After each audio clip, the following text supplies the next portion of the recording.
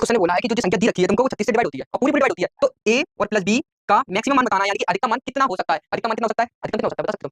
अधिकतम हम मान लेते हैं दोनों संख्या 99 की, तो कहते हैं उतना हो जाएगा 18, लेकिन देखते क्या होता है। अब मुझे ये बताओ 36 के दो को प्राइम फैक्टर कौन से होते हैं? जो 36 के दो को प्राइम फैक्टर कौन से होते हैं? एक 4 का होता है, एक 9 का होता है। इन दोनों को कॉमन है, जो सहवाची संख्या तो है। क्या है? सहवाची संख्या। जब इन दोनों में कुछ कॉमन ही नहीं है तो मैं 4 से क्या बोलता है? 4 का डिवाइडेड रूल क्या बोलता है कि 4 से वो संख्या डिवाइड होती है जो जिसके लास्ट के अंक 2 से डिवाइड हो जाए। अब लास्ट के अंक कौन से? 4।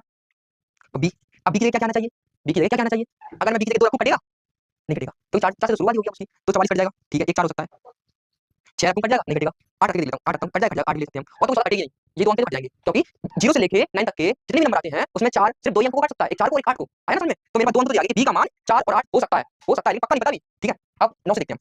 9 क्या कह रहा है? 9 कहता क्या है कि जो 5 जितना कट जाएगा, 4 और 5 9 ये भी कट जाएगा। है क्या क्या गया? a 4 plus b, a plus b plus 4। ठीक है, मुझे ab की तो मान पूछा है। कितना पूछा है मुझे? ab का मान पूछा है। ए बी का मान पूछा और ऐसी संख्या रखनी है मुझे कि यहाँ रखने के बाद 9 से कट जाए। मेरे पास दो ही केस है, एक जे बी का मान लेने के लिए, एक जे। अगर मैं बी का मान 4 रख लेता हूँ पहले से, बी का मान 4 रख लेता हूँ और प्लस 4 और बी का नीचे मान 8 रख लेता हूँ प्लस ए। अब मुझे ऊपर वाले कंडीशन को फिल करने के लिए मुझे कितना होना चाहिए? जे कितना होगा? 12, 12 हुआ ना? तो ए का मान कितना लेना पड़ेगा? मुझे 6 लेना पड़ेगा। ठीक है, 18 हो जाएगा और ये 9 से कट जाएगा। ए का मान 6 तो लेना पड़ेगा, जब ये दोनों हो गए तो इसका मान 6 लेना पड़ेगा, कभी 18 होगा कभी तो 9 कटेगा, तो पूरी संख्या डिवाइड हो जाएगी। लेकिन जी कितना है? 8। अब मुझे इसको करने के लिए ए का मान 1 लेना पड़ेगा। 1 तो ले सकता हूँ, 9 ले लूंगा तो 17 हो जाएगा। संख्या एक तो लेकिन 9 की होती है। अब 1 ले लिया मैंने यहाँ पे, तो जी कितना होगा? 9। ठीक है, अगर मैं ए का मान a प्लस b मैक्सिमम और मिनिमम बताना है, अगर बताओ सबसे ज्यादा बड़ी मान क्या? ये लेता हूँ, ये बी का मान अगर 8 लेता हूँ तो ए का मान 6 लेना पड़ेगा, तो मैक्सिमम कितना आ रहा है? 14। तो मैक्सिमम मान 14 ही तो होगा। तो ये तो पूछा ए प्लस बी का मान मैक्सिमम कितना होगा? 14। आया ना समझ में? ठीक है ना? अरे भाई क्यों नहीं समझ में आ रहा बेटा तेरे?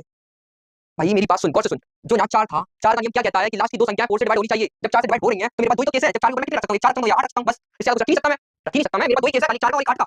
तो दो ही केस है, तो मैं दो ही केस पे लड़ूंगा। अब मैं 9 से देखा, अब 9 में मेरे पास दो ही वो आए थे, a प्लस b प्लस 4 और a प्लस b प्लस 4। अब मैं इसके लिए 4 रखता हूँ, इसके लिए 8 रखता हूँ, दोनों तरफ देखा तो यहाँ 6 रखना पड़ा और मैक्सिमम मान 14 हो रहा है। बताइए कितना पड़ा? मिनिमम मान 5 हो रहा है। क्या अगर मिनिमम पूछता a प्लस b का मिनिमम मान 5 होता और उसमें मैक्सिमम पूछा है, सवाल में तो मैक्सिमम ही बताएंगे। मैक्सिमम कितना होगा? 17। वो 14 होगा मैक्सिमम। आया समझ में?